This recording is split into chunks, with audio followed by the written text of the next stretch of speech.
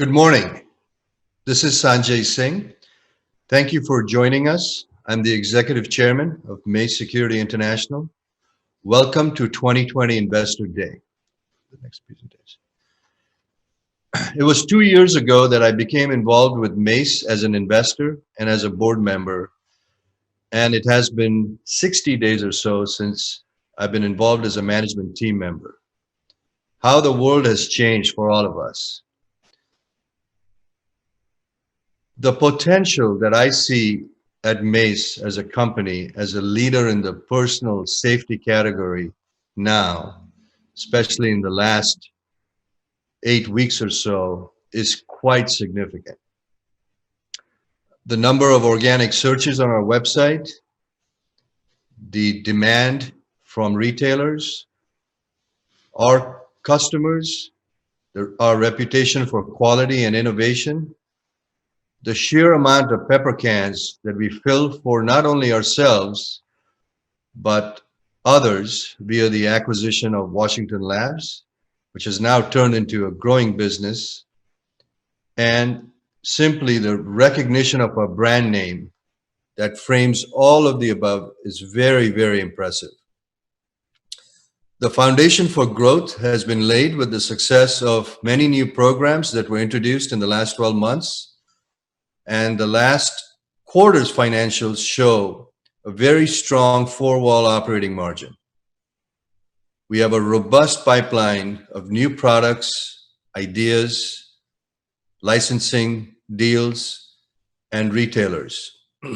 Additionally, the perception of personal safety has changed from a must-have versus I don't need. Non-lethal devices are not an impulse buy anymore.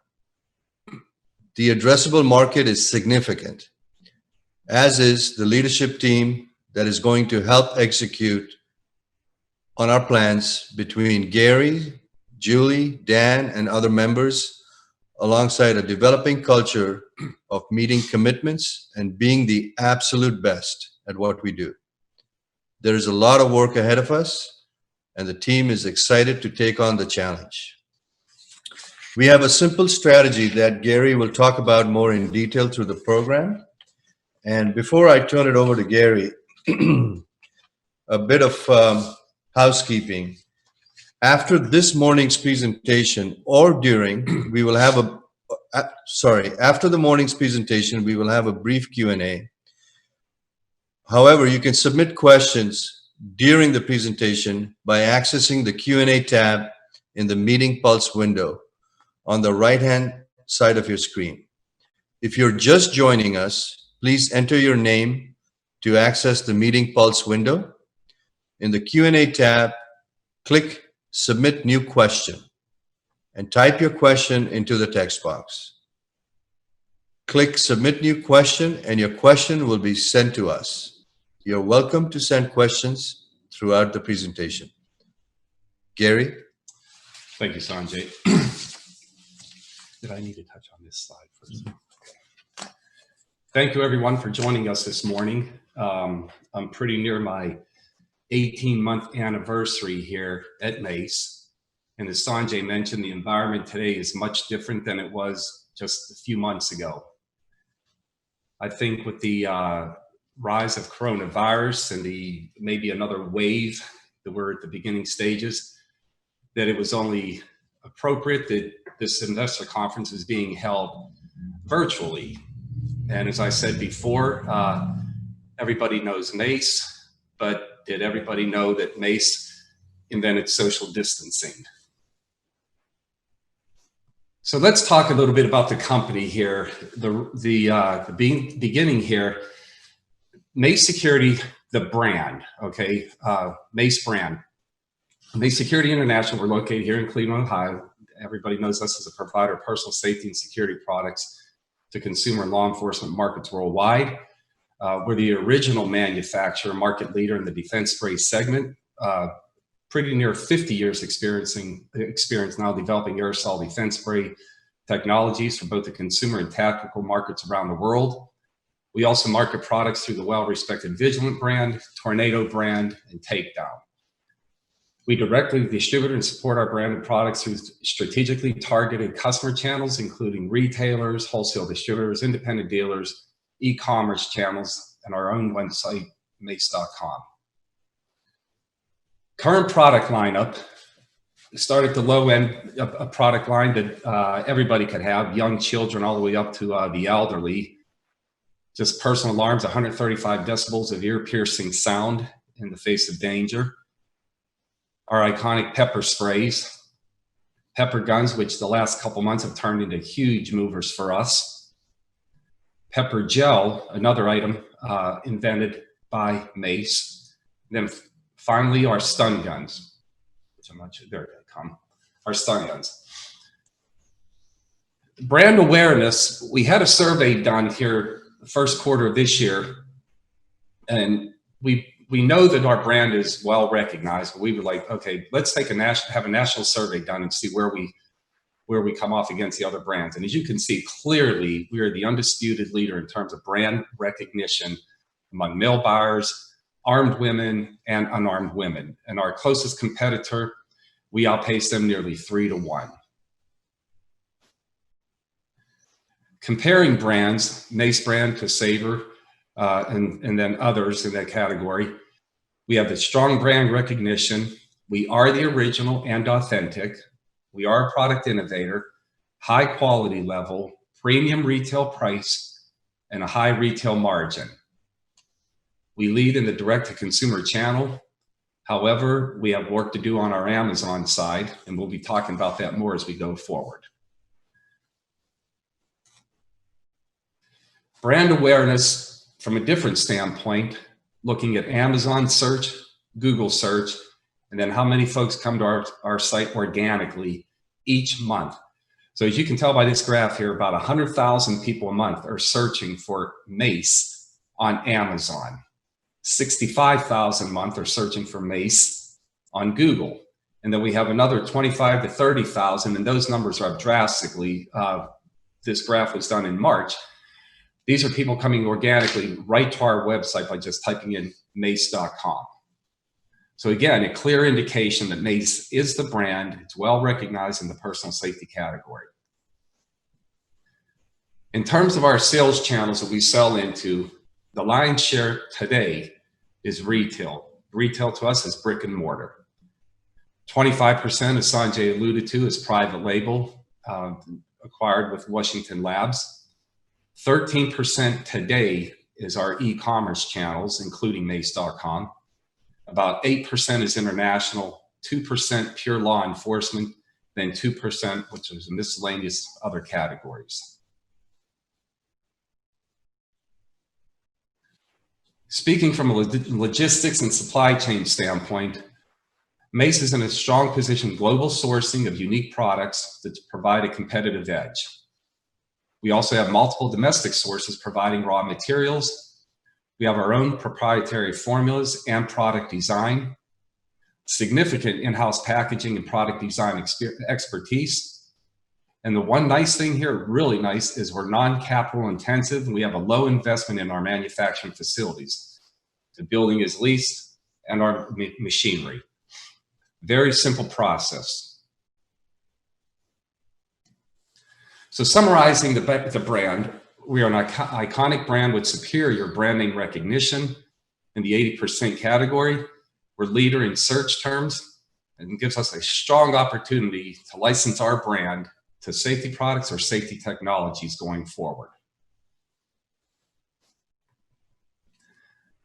As Sanjay also mentioned, that there seems to be a favorable climate for non-lethal personal safety and security products today. Trends in the United States, albeit ugly, but these are the pure facts here. For the past 20 years, between 22 and 29% of US adults were victims of a crime. Every year, nearly 10,000 women on college campuses are victims of forcible sex offenses. 61% of women check the backseat of their car before driving away. 31% of women avoid walking by boys or men. Nearly 20% of women using an online dating site are threatened with physical harm. There's more, but I think everybody can see the trend. And now these stats were pulled together before coronavirus and the lockdown of the economy, which drove a lot of uncertainty, and uncertainty drives fear. Then with the recent protests in the last month in our country, that also drove a lot of fear. So put those two trends on top of these and you have a very favorable climate for our product line. Mace is, talk about the preferred personal protection device. 47% of folks who reported being attacked were carrying pepper spray while they were in that moment. 47%. Firearms represented by 21%, stun gun 12%, and then it goes down from there: a knife, a whistle or alarm, baseball bat or other, throwing a shoe, having a dog, billy club, whatever it may be. The pepper spray is clear the front runner when it comes to personal protection devices. All of these trends and us sitting back, ultimately deciding what is it that we're trying to accomplish here? What is our mission, our purpose? And it whittles down to, Mace, we are trying to make you safe in your community. Now, there may be some derivation of that or expansion of it, but at the heart of what we're doing here, everything we come to work for in the morning is to make you safe in your community. Moving on to talk about how large the market is and what we call the fear gap. The addressable market in our country right now, we have basically three spheres that people operate in: their home, their profession, or their social environment. There are 128 million households in America. Professional sphere, 5.6 million employer firms in this country, and 99.7% are less than 500 employees. Socially, there are 209 million citizens over the age of 18. So when we talk about addressable market, we barely scratch the surface in terms of how much more potential there is out there. Now, you'll notice on these slides, I identify fear gap for the home and fear gap for professional sphere. What I mean by that, looking at this slide right here, the average police response time. Now, this was before the protests and talk about defunding police and so forth. The average police response time after a 911 call was made ranged anywhere in these 10 metropolitan areas here from nearly 6 minutes to nearly 10 minutes. These times are only getting longer with the current environment that we live in. Which means when you look at these, when we talk about the fear gap, from the time that you place a call to 911 in the event that you have an emergency at your home, somebody trying to break in, depending on where you live, you could be anywhere from 6 to 10 minutes or longer waiting by yourself before the police arrive. So again, when we talk about addressable market, there's huge potential out there, and recognizing that this fear gap does exist. We had a consumer insight survey done, as mentioned, back in first quarter of this year, conducted nationwide by Nottingham Spurt. We were looking for insights to use for product and content development, and what we garnished out of that, some major findings. Our target demographic was identified and their concerns, whether it's product, personal safety in general, brand. Awareness and educational opportunities were presented to us. There's a lot of opportunity for both. And product design elements that the consumers have told us about as well. What they would like, what they don't like, and so forth. As a company, we're going to be focusing our attention on innovative new product growth going into the future. Innovative products to us are products that are patentable, relevant to the end user, and value add to the end user. In other words, not gimmicky. We want products that the end user feels like this adds value to me, having this item, and relevant in purpose. So when we take these spheres that people operate in, the home, profession, and social, and we marry those spheres with the consumer insights that we receive through these surveys and have a focused innovation approach, this process will lead to new products that we can take across new customers existing customers, as well as existing products that could be enhanced to go across the same chain of new customers and existing customers. So there's a wealth of opportunity here, but the idea is to identify the need through these spheres and the insights deemed from the consumers on what they're looking for in terms of the product or service. When I came here last year, I took a look at the packaging. It needed a refresh. The product needed a refresh. We hired Julie Koenig in March of last year, VP of Sales and Retail Marketing, and put our heads together. And what we did is we focused on, first of all, having a full product continuum as you originally saw with the alarms, the pepper sprays, the pepper gels, and our stun guns. Well, we introduced this new line early this year, and we're seeing strong double-digit growth in these products. The packaging and product refresh has been completed, and price point strategy for an opening price point in the use of the Tornado brand. Our overall goal when I first came into Mace was to develop a personal safety products category at the retail level. Currently, none exists. Products hang on the hooks, but we don't have a defined category where a consumer could walk in and ask the sales associate, where are your personal safety products located? And then say down aisle 4 on your left. When we get to that point, we know we've achieved our goal of getting a personal safety category inside of brick and mortar retail. Speaking of the product line refresh, we took our alarm line, which up at the time was all black and red, and we refreshed it with a set of neon colors that are ringing true with the consumer. We've taken our pepper sprays, this is our personal model here, dressed them up as well.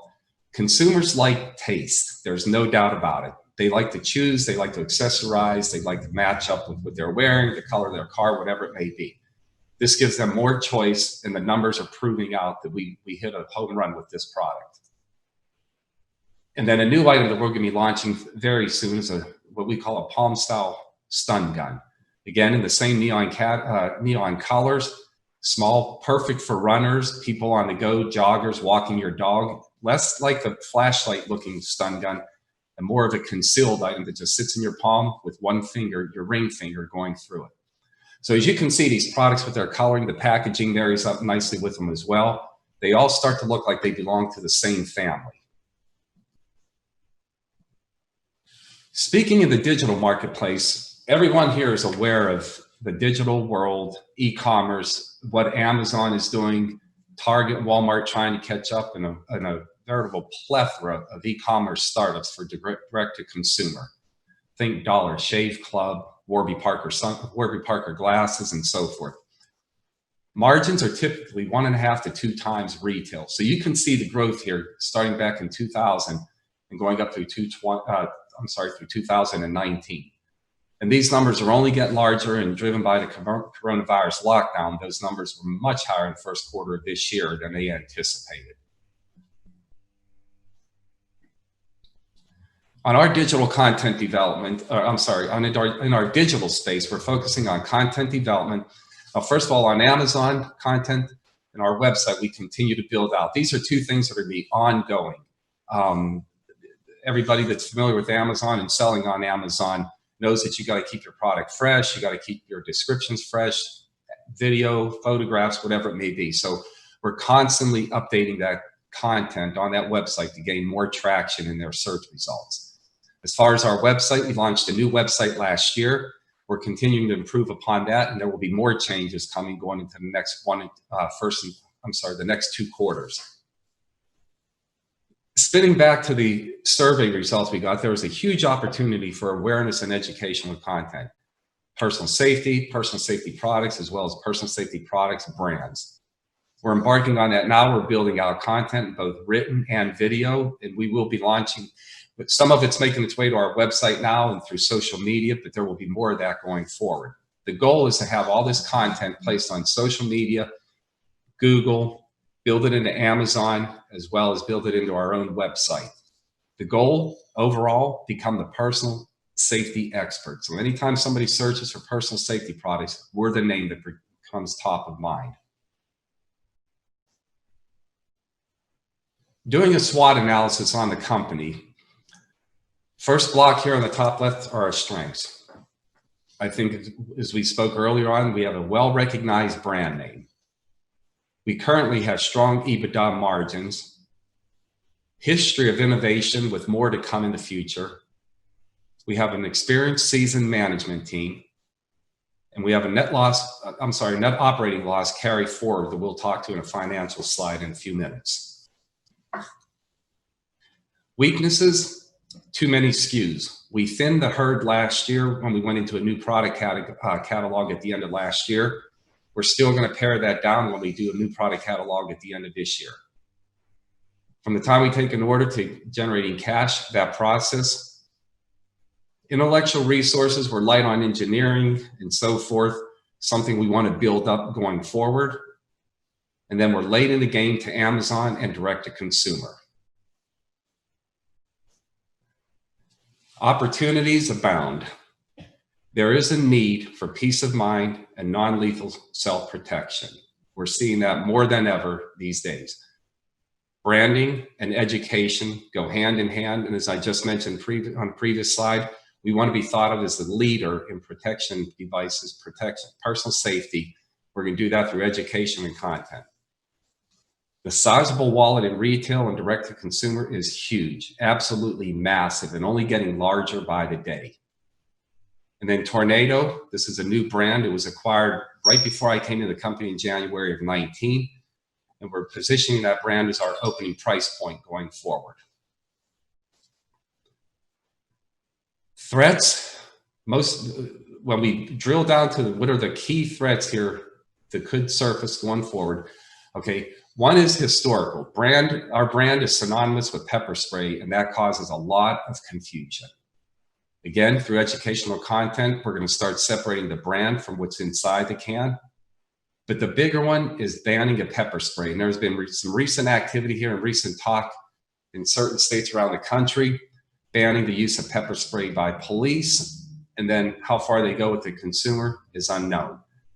Those are the two threats that we see right now going forward.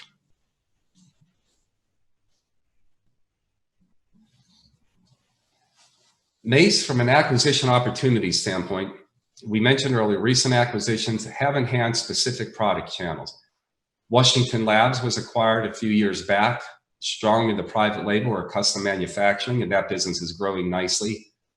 Personal alarms from Vigilant, the company was bought a couple years ago, and we're introducing more alarms. As you saw, the new colors, we'll have more coming out in the future.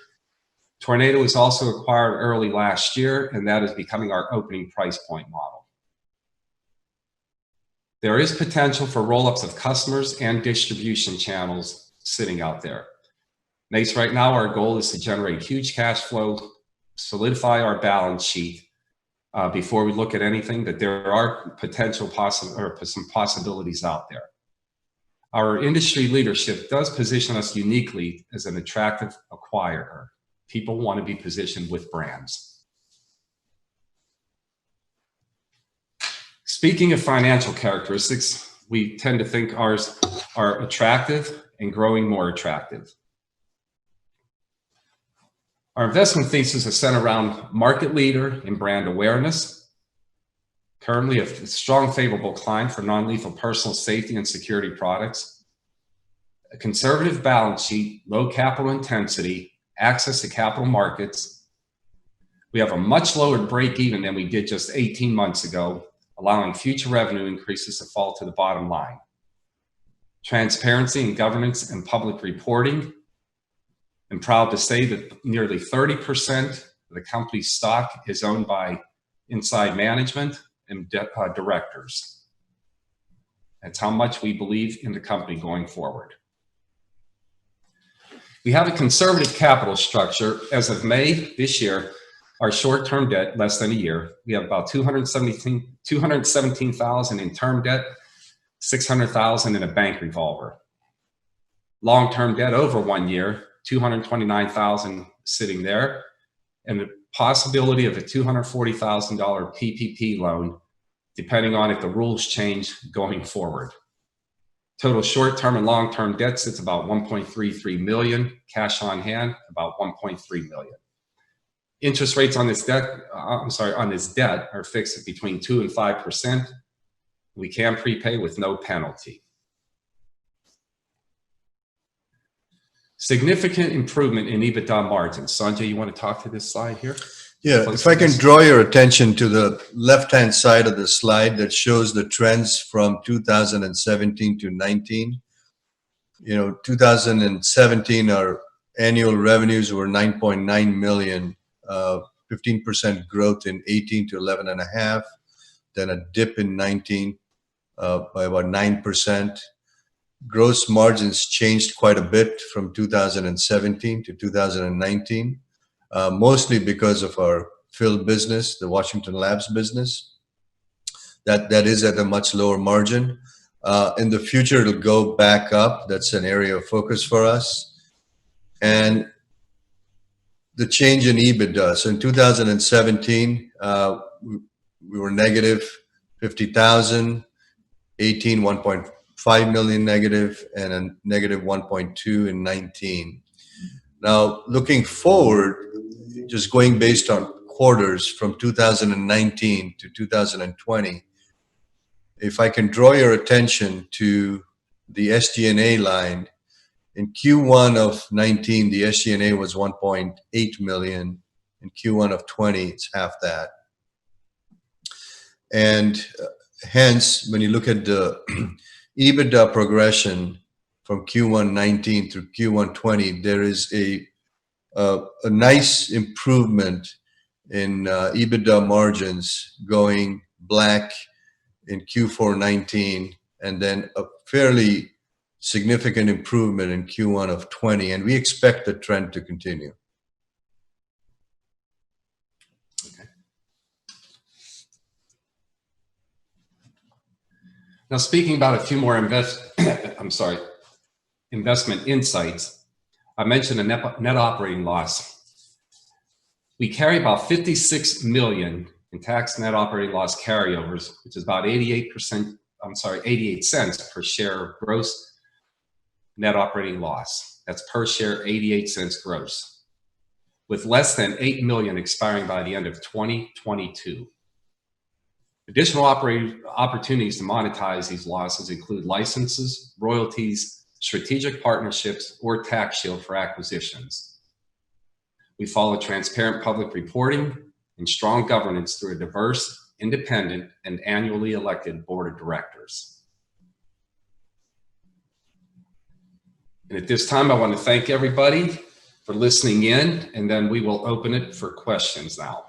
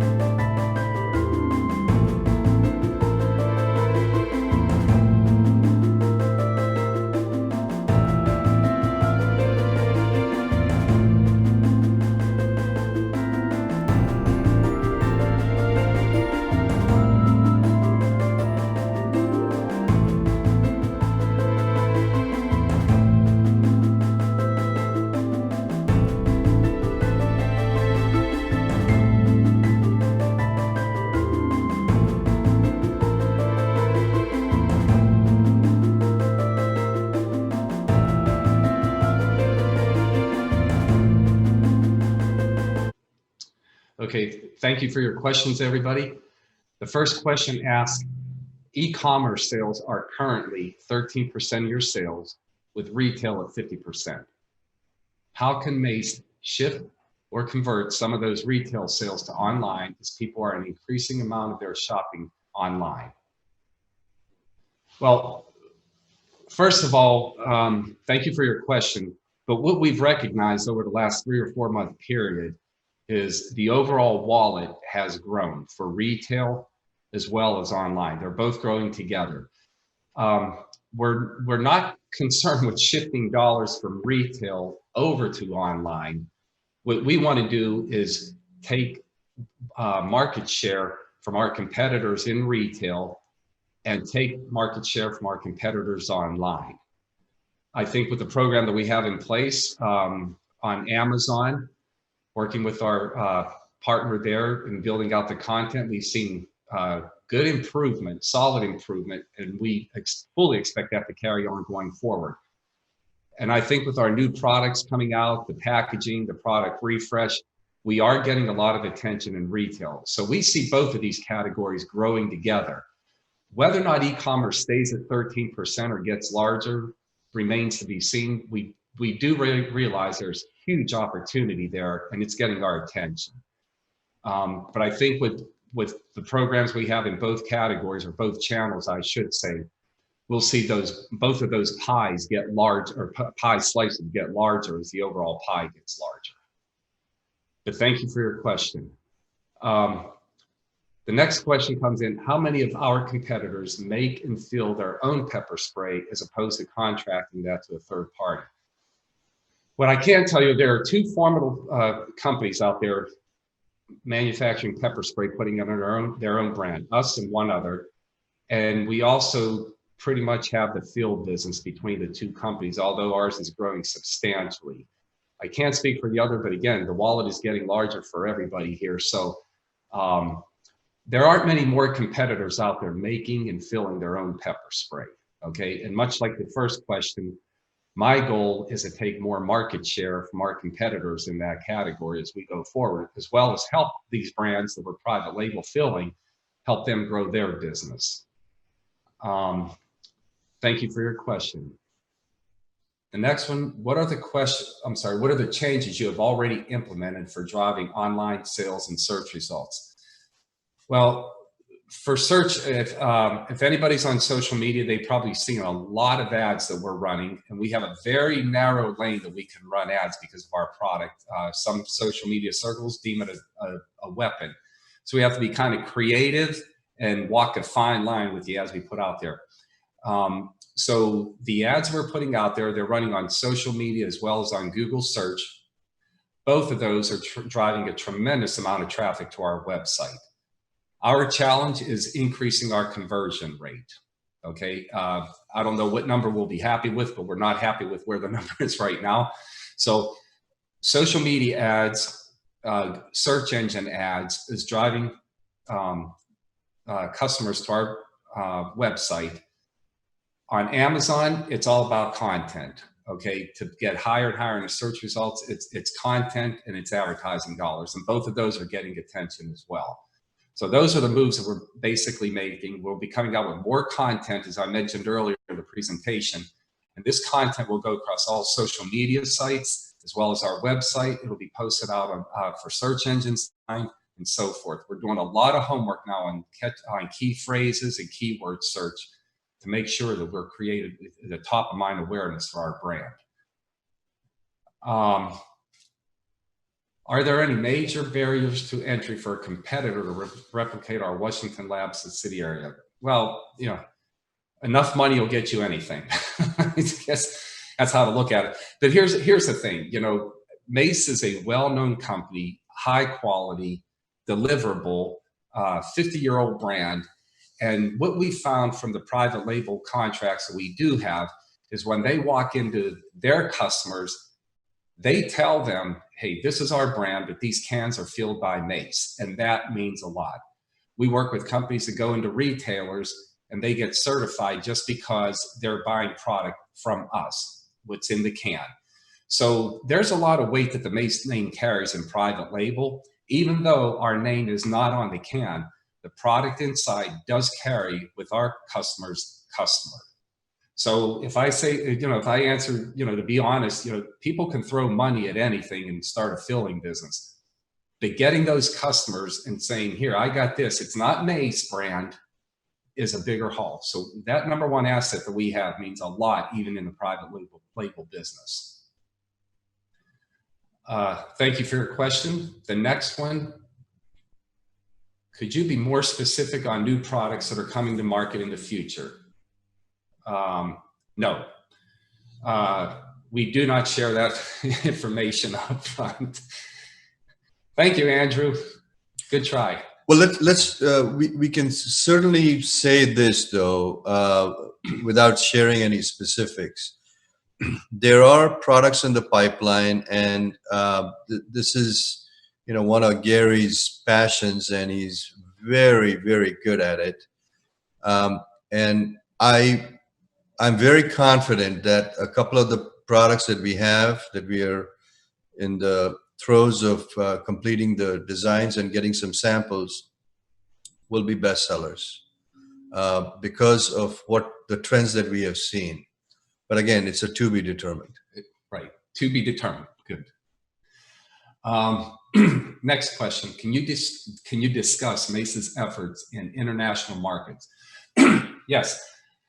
I think I may have announced this on one of our earnings calls. I'm not sure. About third quarter last year, I hired Julie Evans in Chicago, who handles our international. I worked with Julie in a previous company, and she's outstanding in the international markets. She's got a lot of traction going in international markets. She's building out master distributors rather than having fragmented distributors all over a country. But international markets, much like the domestic markets, were roiled with the coronavirus shutdown. And now what we're seeing is a lot of pickup in activity. She's doing a tremendous amount of pro formas and quoting. There's a lot of interest in the new packaging and the new look of the products. And there's more to come, but we are giving a lot of attention to those markets where we can sell. Now, understand, on the international market, unlike in our country, all 50 states can sell pepper spray. There are a couple regulations in certain states. They have to have a license, or you can't sell to a convicted felon. But short of that, you can sell pepper spray in every state in this country. That's not the case when you go international. There are countries like China that has a ban on pepper spray for consumers. The police can have it, but the consumers cannot. There are countries, you go up to Netherlands, okay, Scandinavian countries, no use of pepper spray up there. So there are countries where you cannot sell, but the countries where we can sell, we're seeing a good turn of business, good, strong quoting going on right now, and a lot of interest in the new packaging of the products. That's about the limit of what I can say without getting into numbers, but the international arena is getting a lot of attention, and we're seeing a lot of life. But for 3 or 4 months, it was like everywhere else, where it was kind of dormant from a quoting standpoint. The next question: Can you discuss Mace's efforts and success or lack of success in international markets? I'm sorry, I'm rereading the same question. Next one. As retail sales are half of revenues, and the fact that the brand has broad and rare awareness, wouldn't the next logical step be to endorse the brand via celebrity and/or influencer? Well, okay, first of all, with celebrity, they are expensive, very expensive. But what we've learned just in the 18 months that I've been here, influencers are better served with micro-influencers when you're dealing with local runner, running club. We've seen some micro-influencers out there that could help us. But at the end of the day, this is an expensive proposition, even when you're dealing with a micro-influencer. And people would rather, there's some history giving credence to this statement, people would rather hear from their friends or family about a product than an influencer. Now, granted, Kardashians speak, but they're $250,000 for one tweet, okay, for a product. We've looked at influencers, but we decided that the route that we want to go is on social media, getting our brand out there through ads and content. And that's where we're going to focus right now. It has a much lower cost structure than working with influencers. I'm not sure I agree with the next logical step being endorsing the brand with celebrities or influencers, because the one thing about Mace is we've learned there's a lot of confusion between the brand and what's in the can. And that's only to be handled with content coming out. We're working on video content that goes a long way to explain it, as well as written content. So keep your eyes peeled on social media, follow us on social media, and you'll see this content rolling out going forward. Thank you for your question. Next one, can you update us on your e-commerce sales and how the various channels such as Mace.com, Amazon, and others have been performing, especially as consumers have shifted the most? What I can tell you, Thurman, thank you for your question. How about this? Strong triple digits, and we leave it at that. Okay, but we've seen growth, substantial growth in both channels. Next one, how are we utilizing Facebook and Google advertising, and what are the results so far? Well, as I mentioned earlier, we're running ads on social media. We're running them on Google. And what we've seen is a tremendous uptick, without getting into numbers, a tremendous uptick in traffic coming to our website or searching our brand on Amazon or Google. Okay, we get a lot of data, We key in on some key metrics, and what we're seeing is how many people are clicking on a certain ad on social media and dumping right into our website. So we're seeing the traction. Okay, there's no doubt about it. We're getting traction. Again, our focus is when you come to our website, what kind of user experience do we offer? That's where we're focusing attention. How much can we educate the consumer? That's where we're focusing attention. And then ultimately our conversion rate. And that is where we're focusing attention. So we have a lot of moving parts here. We're talking to a lot of experts in the field who are helping us navigate through this, this period of time, because we got a lot of people coming. What we want to do now is work on converting or getting a higher conversion rate than we have right now. But there's a lot of work being done, and you'll see the results going forward. Thank you for your question, BJ. Next one, can you discuss the risk to owners of share dilution, giving all outstanding employee options, pay substitutions, i.e. Sanjay, and potential share sales to drive sustainability? Sanjay, you want to take a question? This one right here. Speaking of share dilution with outstanding employee options and pay substitutions. Discuss the risk. I'm not sure that I understand the question, but the way I read it, I mean, the risk is in terms of return. I'm being compensated on shares and not on a cash comp, with the idea that I get to do my job, which is increase the enterprise value and the share price of the company. Okay. Thank you for your question, Brandon. Next question. During this period of selective retail closures, can you provide an update on what large retailers you are in that have remained open and which large retailers have been temporarily closed? Share with us. Well, here's what I can tell you. We don't speak, thank you for your question, Thurman. We don't speak directly to retailers who we're in, who we're working on, okay? What I can tell you is during the coronavirus, we had one national sporting retailer closed for about 6 or 7 weeks, okay? What I can tell you, since they've opened their doors and their purchases, since they've reopened their doors, they're pretty much on track. We're on track by the end of June. So outside of them, all of our other retailers stayed open. We saw a dip when the country first locked down, and I believe that was felt between late March and the first 2 weeks of April. We felt the pinch like everybody. Everybody just stayed home, and everybody was flocking to Amazon to order everything. And then they started going out with face masks and shopping in retail, distancing of 6 feet and so forth. And once that started happening, we started seeing a pickup in our orders coming in from our retailers. But to summarize, we had one national sporting retailer shut down for about 6 or 7 weeks. You can pretty much guess who that was. They opened up about 3 or 4 weeks ago and caught up very quickly. So I can summarize it by that. In terms of adding, share with us new accounts and or retailers that have been added during the year, and especially, well, again, we don't comment on specific retailers. You know, we got a lot of new business going out there and existing retailers. We got new retailers coming on board, and we got retailers we're talking to. So it's a state of flux. It's very dynamic and fluid. But as our products make their way out there, as you walk into retailers, you will see more and more of our product. The brand is growing without a doubt. And we have category reviews ongoing. We had a couple of strong ones 2 weeks ago, getting us into working on getting us into new categories, new channels where we don't exist right now.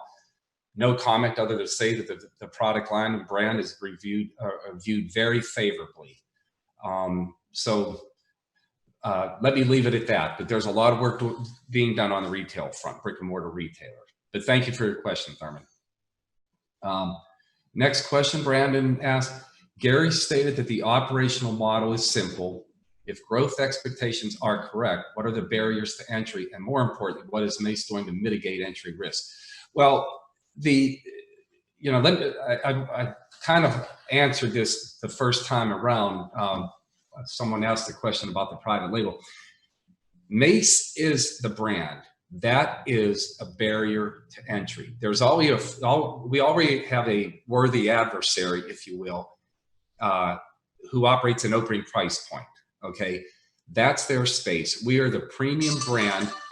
We're the brand that people look to. They look to for innovation. They look to for high quality, and our retail partners look at us for high margins. Okay, that encompasses a major barrier to entry when you have that brand. Now, I'll be the first to admit the innovation was there for a period of a few decades. It's diminished over the last 10 years or so. We aim to bring that back in a big way. And it's going to further separate the Mace brand from other brands that are in the marketplace. Okay, so I really think that the barrier entry, I don't look at barrier to entries, in terms of people can get, put money into it, line up investors that buy equipment and start producing pepper spray. That's just one half of the battle right there. Actually, that's the de minimis part of the battle, the easier part. The hard part is the innovation. The hard part is the building that brand to where when you walk into a retailer, we contacted a retailer a couple of weeks ago, a new opportunity.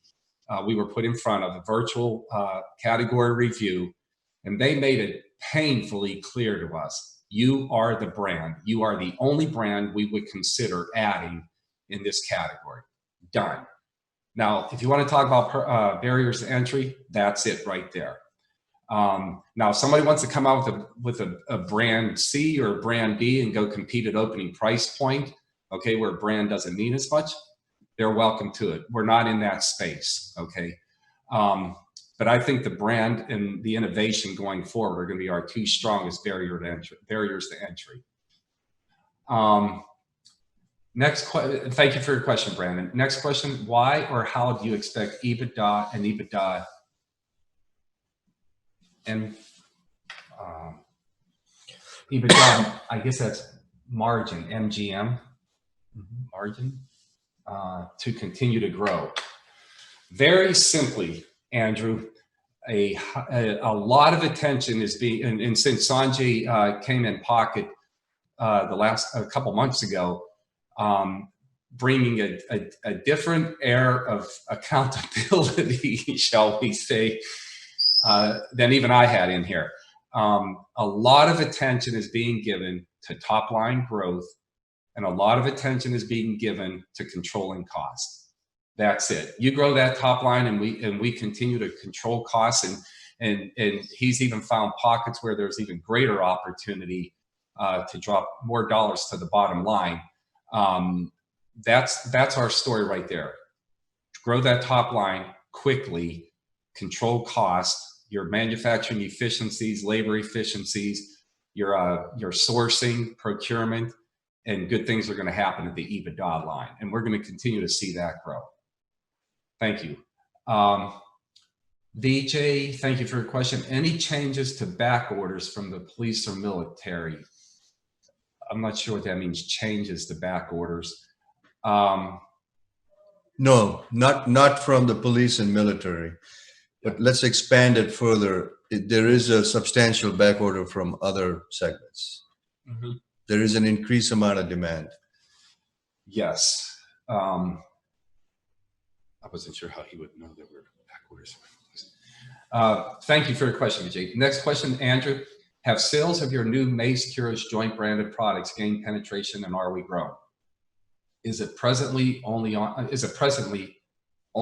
online, or have some retailers begun to pick them up? Well, we touch on this every quarterly earnings call, Andrew. You're really going to have to talk to Kiro about this, because that lawsuit seems to be going on like Gilligan's Island. They just can't get off. And retail is apprehensive about getting in the mix. So, and secondly, the brand name, you know, as we talked about before, was also hijacked on Amazon. So until those two issues are put to bed, there's only so much that we can do on our part. So I would spin that back over to Kiro, because we're not a party to this. Okay, it's between Kiro and his previous filler that they got to sort that out, and then our part will be a lot easier than trying to convince retailers who don't want to take a chance with it right now. Next question. What about your plans on IR and PR and virtual conferences you plan to attend in the near future? Well, we have two, I believe, for the remainder of the year, conferences I'm speaking to. I think they're both going to be virtual. We still plan on attending those. And those are listed on our website. And PR, well, you've probably seen more press releases coming out, Thurman. Thank you for your question. And we're talking now, Sanjay and I, we're going to try to get out, I forget what our number was, 2 per month, 1 per? Two per month is our goal going forward. One will be more general in nature. It could be talking about anything just to keep the brand name out there. And then the second one will be more business related, something to do, with an event or with a product or earnings or whatever. So we do continue on generating more press releases going forward. Like I said, our goal is to get 2 per month and keep that consistent. On the investor conferences, we're still attending those. Again, they're going to be virtual, so we'll be here in our office, but we still plan on doing those going forward, the 2 that are on schedule. And then on the IR side, I don't know if Sanjay, you want to add anything to the... Well, we have a... first of all, we plan on attending the conferences that are on our website that Mark Barris and Gary signed us up for.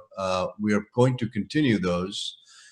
We are also going to continue having our phone calls with Andrew and anyone else who wants to join us on a monthly basis.